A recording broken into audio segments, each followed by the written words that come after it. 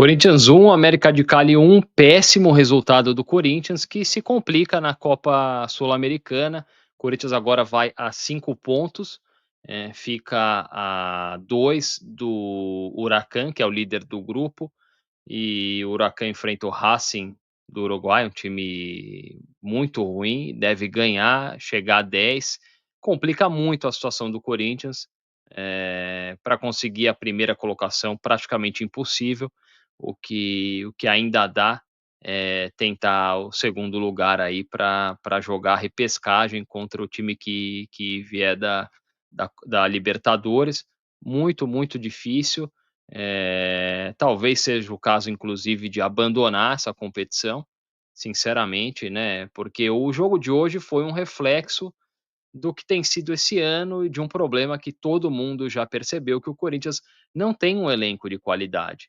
O Corinthians tem problemas gravíssimos em certas posições do time, né? Mesmo os titulares ou reservas, em algumas posições a gente não tem jogadores de qualidade. E quando a gente tem que mesclar, né? Que foi a opção do Dorival Júnior hoje, entrando com jogadores aí alternativos, né? Considerados reservas, o time cai demais de produção. O Corinthians completo, com todos os jogadores à disposição, é um time que consegue competir, mas quando tem que fazer esse rodízio aí, cai muito de produção. Um time que tem em campo ao mesmo tempo o Léo Maná, o André Ramalho, o Kaká, o Charles, o Maicon, é muito complicado. Aí você coloca um Thales Magno, que é um jogador caro, o New York City, aqui nos Estados Unidos, que é 15 milhões de dólares nesse jogador. O Thales Magno hoje, ele errou todas as bolas. Tudo que ele tentou, ele errou hoje. Uma vergonha, Thales Magno em campo hoje, né? Também ficou muito claro, na minha opinião, que faltou perna para o Corinthians no segundo tempo.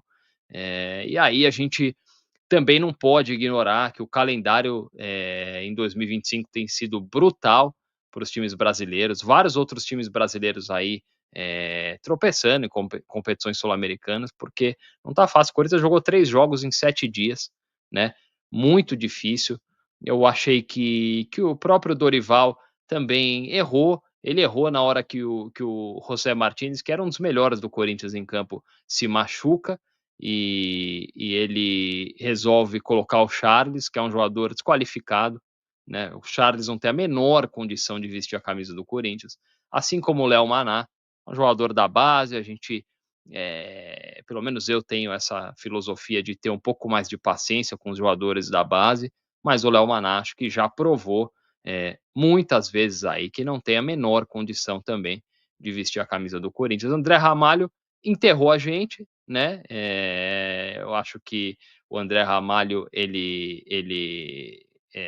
muita gente passa pano para ele. Para mim, é impressionante. Eu falei em outro vídeo, esse jogador fez carreira na Europa, aí jogou em Bayern Leverkusen, né? Jogou no PSV Eindhoven, jogou em times importantes aí. Eu não sei. Eu realmente vou até procurar aí alguns vídeos do André Ramalho jogando na Europa para ver se era isso aí, o que aconteceu com esse cara, porque realmente jogador muito ruim. O companheiro dele, o Kaká, também fraquíssimo, né? O Kaká é um jogador que ele tem todos os atributos para ser um grande zagueiro, né? Ele tem impulsão, ele tem força, ele tem altura, ele tem velocidade até, mas infelizmente ele erra tudo, né? O Corinthians não conseguiu realmente impor o seu ritmo, né? No primeiro tempo ainda saiu na frente, achou um gol, mesmo sem jogar bem. Não foi um grande primeiro tempo, não foi um grande jogo, né? Foi um jogo horroroso. E no segundo tempo o Corinthians toma o gol logo no início, e aí não consegue mais jogar. Impressionante os números do jogo aqui. O América de Cali teve mais posse de bola, 54%, teve mais chutes a gol, 12 contra 9, trocou muito mais passes, né, desarmou mais. O América de Cali nos números aí realmente foi melhor, principalmente no segundo tempo. E aí fica assim essa classificação que eu falei: 7 pontos para o Huracan no grupo C da Sul-Americana, né? 7 pontos para o Huracan, 6 para o América de Cali, 5 para o Corinthians. O Racing do Uruguai, como eu disse, um time realmente muito desqualificado, provavelmente vai perder todos os jogos no grupo. tá com 0, e é isso, restando agora para o Corinthians, esse jogo contra o Racing e o jogo contra o Huracan, os 2 jogos fora.